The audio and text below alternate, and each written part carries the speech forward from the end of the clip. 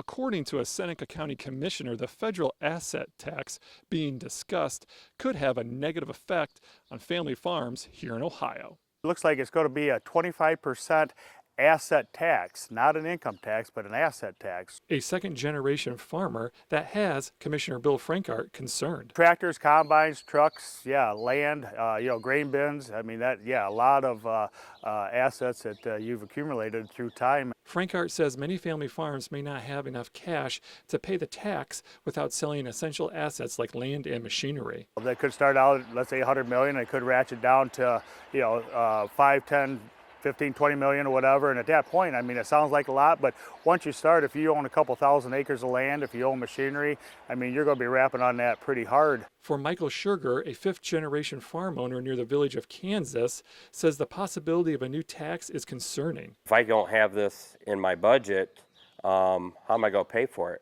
And it's just not as easy as going to the bank saying, I need to pay a tax. Can I have a loan? It doesn't work that way. Joe Logan, president of the Ohio Farmers Union, who represents 4,000 family farms across Ohio, has a simple message for farmers. I had not heard anything about an asset tax being floated by anybody in whom I have a great deal of credibility. These things do float out from time to time, and I am very confident that if it did get pushed through, it would have some fairly generous exemptions for family farmers.